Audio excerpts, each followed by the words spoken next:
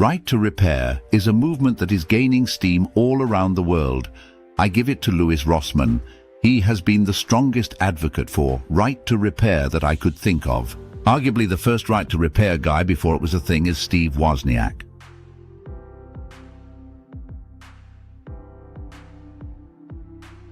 That was the whole point back in the day, that him and Steve Jobs sat down and built stuff or rebuild stuff with the parts and the manual from the manufacturers. I have some examples myself of how extreme the measures that these companies are going to keep you from repairing your own products. I'll start with the most egregious one.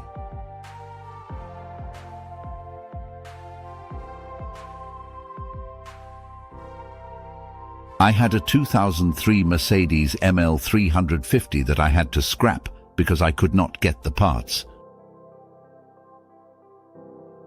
The immobilizer self-destructed and it just led to the car being undrivable.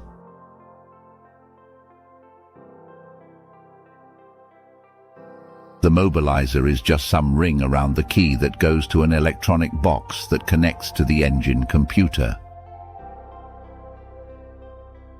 If you have never had one of those break on you, then you should consider yourself lucky.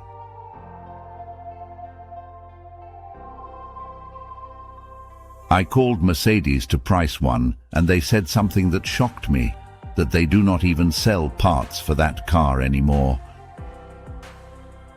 They said they had a parts allocation that ran out years ago.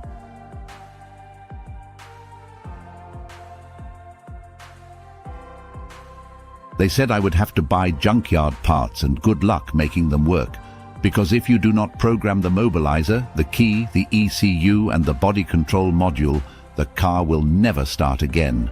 Here is the worst part. Only Mercedes has the software.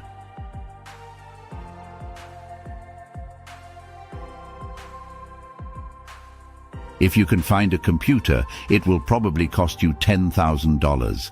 But the software is attainable by only a Mercedes dealer. So here is a car that was my daily driver, that had 376,000 miles on it, that had to go to the scrapyard because of this insanity. The worst part about it is I had a BMW 5 Series I sold and an Audi A8 that I hadn't driven in 2.5 years. The Audi I knew was going to have a bunch of electrical problems I was going to have to deal with because it was sitting for so long.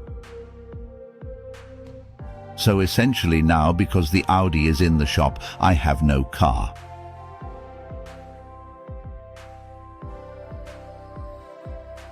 The Audi's ECU was so filled with glitches it had to be replaced.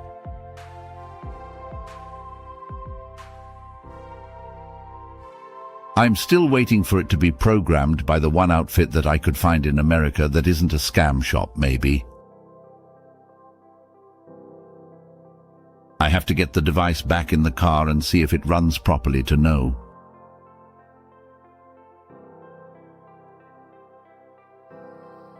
Over the years, I have had dozens of cell phones I had to throw away because you cannot replace the battery anymore.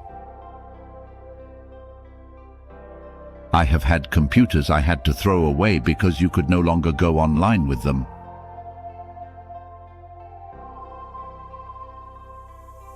I had 4 Apple computers recently I had to throw away because browsers are no longer made for them. And also, you cannot receive updates anymore.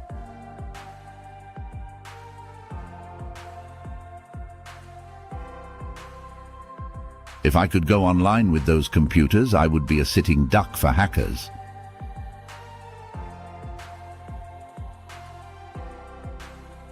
I'll end all of this by saying big tech must be stopped.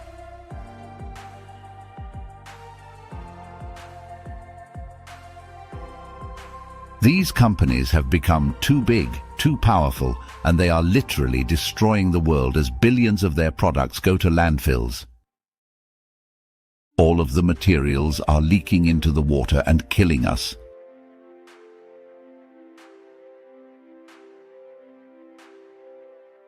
Meanwhile, they go to TED Talks and strut around bragging about how they're saving the world because they did something that was totally irrelevant. These people are sick.